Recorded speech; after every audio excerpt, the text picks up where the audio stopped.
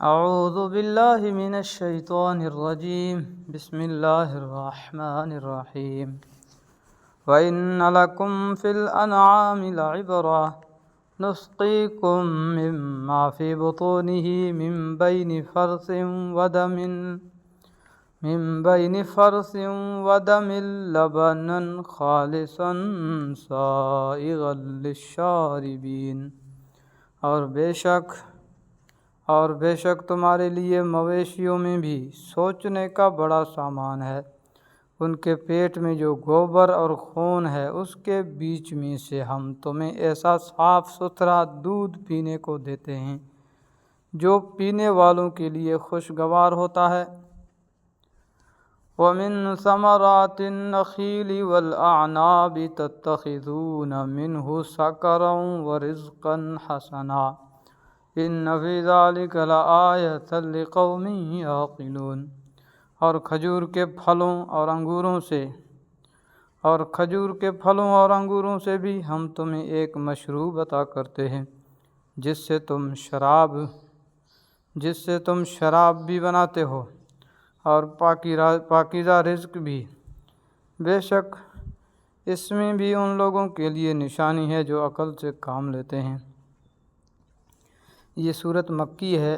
جب یہ نازل ہوئی تو اس وقت تک شراب حرام نہیں ہوئی تھی، لیکن اسی آیت میں شراب کو پاکیزہ رزق کے مقابلے میں ذکر فرما کر ایک لطیف اشارہ اس طرف کر دیا گیا تھا کہ شراب پاکیزہ رزق نہیں ہے۔ وَأَوْحَىٰ رَبُّكَ إِلَى النَّحْلِ أَنِ اتَّخِذِي مِنَ الْجِبَالِ بُيُوتًا وَمِنَ الشَّجَرِ وَمِمَّا يَعْرِشُونَ۔ اور تمہارے پروردگار نے شہد کی مکھی کے دل میں یہ بات ڈال دی کہ تو پہاڑوں میں اور درختوں میں اور لوگ جو چھتریاں اٹھاتے ہیں ان میں اپنے گھر بنا۔ چھتریاں اٹھانے سے مراد وہ ٹٹیاں ہیں جن پر مختلف قسم کی بیلیں چڑھائی جاتی ہیں۔ اللہ تعالیٰ نے خاص طور پر شہد کی مکھی کے گھر بنانے کا ذکر اس لیے فرمایا ہے کہ وہ جو چھتے بناتی ہیں وہ عجیب و غریب صنعت کا شاہکار ہوتے ہیں، اور عام طور پر وہ چھتے اونچی جگہوں پر بناتی ہیں تاکہ اس میں بننے والا شہد زمین کی کثافتوں سے بھی محفوظ رہے اور اسے تازہ ہوا بھی میسر آئے۔ توجہ اس طرف دلائی جا رہی ہے کہ یہ سب کچھ اسے اللہ تعالیٰ نے سکھایا ہے۔ تفصیلات کے لیے دیکھیے معارف القرآن جلد 5 صفحہ 362 تا 367۔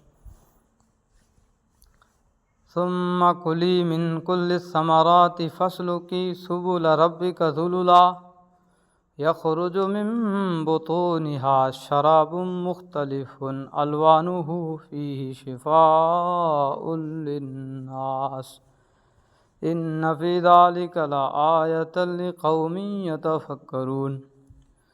پھر ہر قسم کے پھلوں سے اپنی خوراک حاصل کر، پھر ان راستوں پر چل جو تیرے رب نے تیرے لیے آسان بنا دیے ہیں۔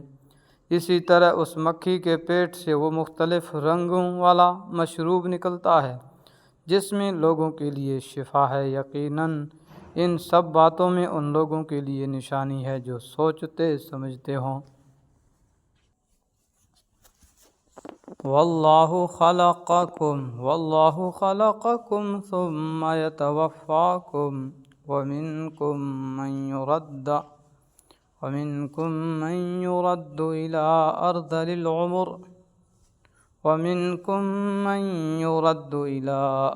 العمر لكي لا يعلم بعد علم شيئا إن الله عليم قدير۔ اور اللہ نے تمہیں پیدا کیا ہے، پھر وہ تمہاری روح قبض کرتا ہے، اور تم میں سے کوئی ایسا ہوتا ہے جو عمر کے سب سے ناکارہ حصے تک پہنچا دیا جاتا ہے، جس میں پہنچ کر وہ سب کچھ جاننے کے بعد بھی کچھ نہیں جانتا۔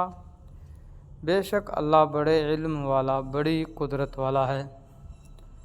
انتہائی بڑھاپے کی حالت کو ناکارہ عمر سے تعبیر کیا گیا ہے، جس میں انسان کی جسمانی اور ذہنی قوتیں ناکارہ ہو جاتی ہے اور سب کچھ جاننے کے باوجود کچھ نہ جاننے کا ایک مطلب تو یہ ہے کہ بڑھاپے کے اس حصے میں انسان اس علم کا اکثر حصہ بھول جاتا ہے جو اس نے اپنی پچھلی زندگی میں حاصل کیا تھا۔ اور دوسرا مطلب یہ ہے کہ اس زمانے میں بکثرت ایسا ہوتا ہے کہ ابھی اسے ایک بات بتائی گئی اور تھوڑی سی دیر میں وہ ایسا ہو گیا جیسے اس کو کچھ بتایا ہی نہیں گیا تھا۔ یہ حقائق بیان فرما کر غافل انسان کو اس طرف متوجہ کیا جا رہا ہے کہ اسے اپنی کسی طاقت اور صلاحیت پر غرور نہیں کرنا چاہیے۔ جو کوئی طاقت اسے ملی ہوئی ہے اللہ تعالیٰ کی عطا ہے اور جب وہ چاہے واپس لے لیتا ہے۔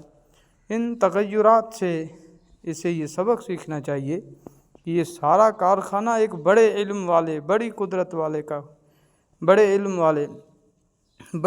والے خدا کا بنایا ہوا ہے، جس کا کوئی شریک نہیں، اور بالآخر ہر شخص کو اسی کے پاس واپس جانا ہے۔ صدق اللہ العظیم۔